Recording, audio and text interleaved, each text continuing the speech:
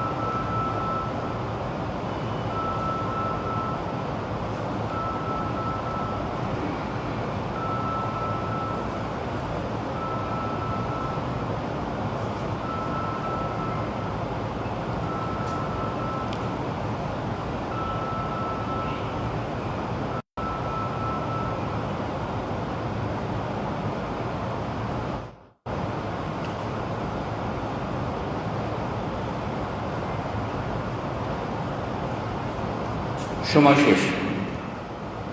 অনুগ্রহ করে আসন গ্রহণ করুন।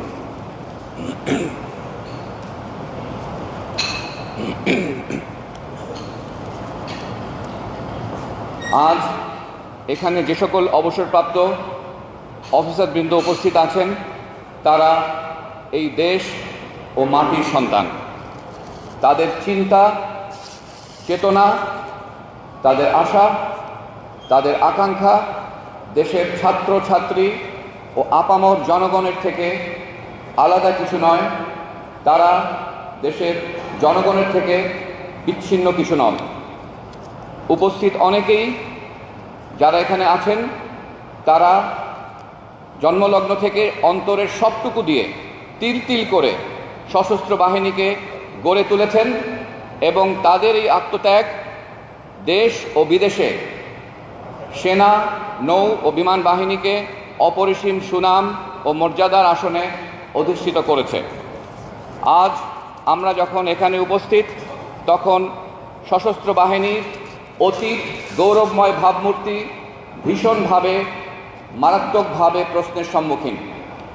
চরম সংকটময় এই পরিস্থিতিতে অবসরপ্রাপ্ত অফিসারদের অবস্থান সুস্পষ্ট করার জন্য আমরা এখানে সমবেত হয়েছি। আজকের এই প্রেস কনফারেন্স সাংবাদিক সম্মেলনে প্রথমে 5জন অবসরপ্রাপ্ত বয়োজ্যেষ্ঠ অফিসার প্রত্যেকে 2 মিনিট করে বক্তব্য পেশ করবেন। তারা হলেন প্রথমেই brigadier general M Sakhawat Hossain, প্রাক্তন election commissioner. Brigadier general Shahidul Anam Khan. তৃতীয় বক্তব্য রাখবেন মেজর জেনারেল রেজাকুল হায়দার। চতুর্থ বক্তব্য রাখবেন বীর মুক্তিযোদ্ধা major general Jamil D Hasan বীর প্রতীক। সবশেষে বক্তব্য রাখবেন বীর মুক্তিযোদ্ধা মেজর জেনারেল মোহাম্মদ আজিজুর রহমান বীরুত্তম। এরপর former chief of army staff, প্রাক্তন সেনাবাহিনী প্রধান জেনারেল ইকবাল করিম ভূঁইয়া উপস্থিত সকলের পক্ষ থেকে বিবৃতি পাঠ করবেন, প্রথমে বাংলায়, এরপর ইংরেজিতে। পরিশেষে former chief of army staff, প্রাক্তন সেনাবাহিনী প্রধান জেনারেল এম নুরুদ্দিন খান সমাপনী বক্তব্য রাখবেন। আমাদের আজকের এই সংবাদ সম্মেলনে, এই প্রেস কনফারেন্সে কোনো প্রশ্নোত্তর পর্ব থাকবে না। There will be no question and answer session. আমি এখন সবিনয় অনুরোধ করব ব্রিগেডিয়ার জেনারেল এম সাখাওয়াত হোসেনকে 2 মিনিটে তার বক্তব্য পেশ করার জন্য। Brigadier general Sakhawat Hossain.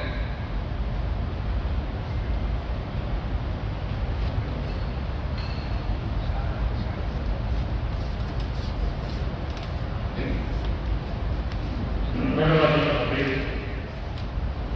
General Latif, general Aziz, general Kabir, general Hasan, rest of my corporate brothers, আসসালামু আলাইকুম। আসলে আমি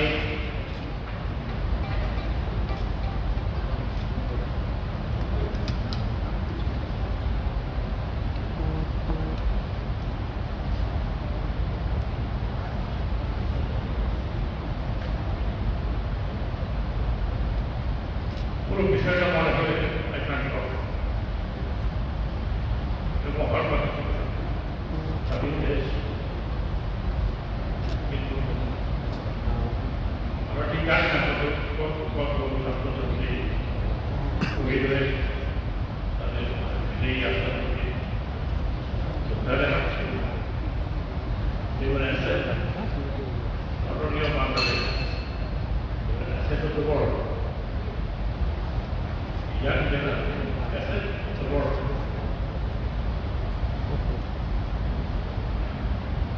আমরা প্রোটেক্ট করতে পারি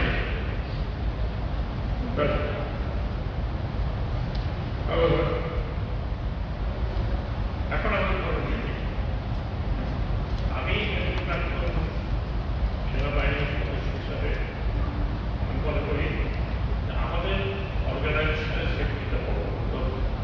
এই সেনাবাহিনী পেছনে আমাদের যারা দেশে আছেন তাদের বয়সে আসলে হবে অনেক কষ্ট করেছে, অনেক কষ্ট অনেক কষ্ট করেছে, যেটা আমি বলতে পারি। কাজে আমি এখনো মনে করি আমরা এখন সেনাবাহিনীর সাথে আছি, এটা আমাদের আগে অনেকে যুদ্ধ করেছে, যুদ্ধ করে দেওয়া করে দিতে চান।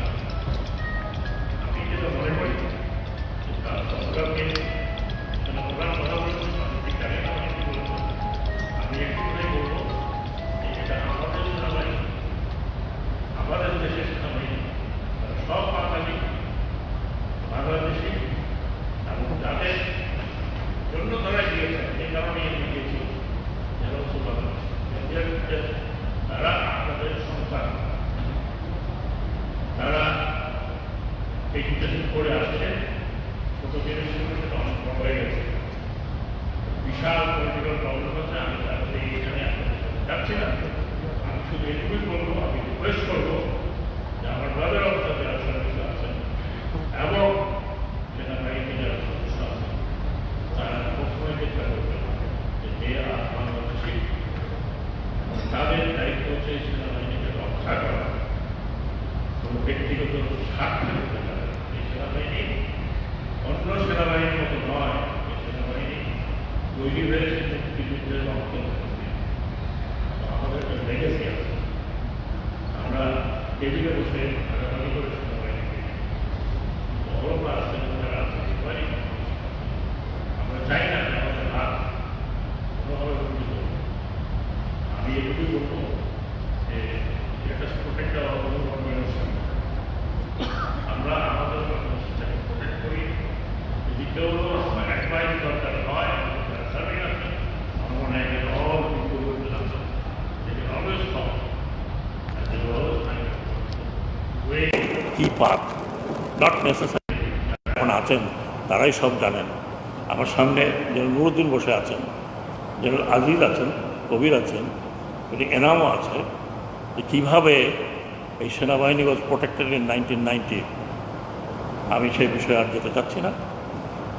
বাকি আপনারা দোয়া করবেন for the country, for the our army, এবং আমাকে এখানে ডাকার জন্য ধন্যবাদ। Sorry I can't talk much, আমার খুব একটা ভালো লাগছে না। আপনাদেরকে অনেক ধন্যবাদ, আল্লাহ আমাদের সহায় হন।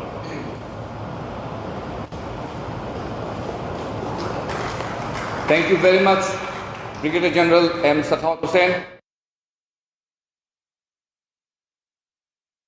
জানাচ্ছি ব্রিগেডিয়ার জেনারেল শাহিদুল আলম খান। আসসালামু আলাইকুম। উপস্থিত সুধীবৃন্দ, কমরেড ইনাউন্স এবং উপস্থিত মিডিয়া, বিভিন্ন প্রেস অ্যান্ড ইলেকট্রনিক মিডিয়ার বন্ধুগণ, যখন আমাকে বলা হলো যে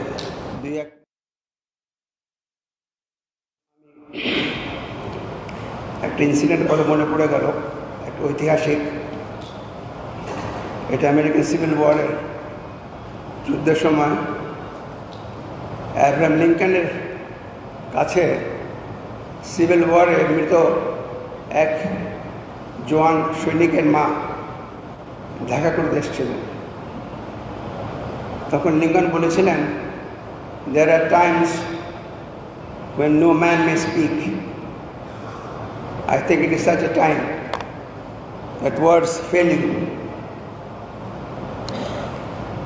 যখন দেখি রাস্তাঘাটে নিরীহ শিশু, নিরীহ শিক্ষার্থী, তাজা বুকের রক্ত, রাজপথ রক্তাক্ত হচ্ছে, তখন নিজেকে গিল্টি মনে হয়।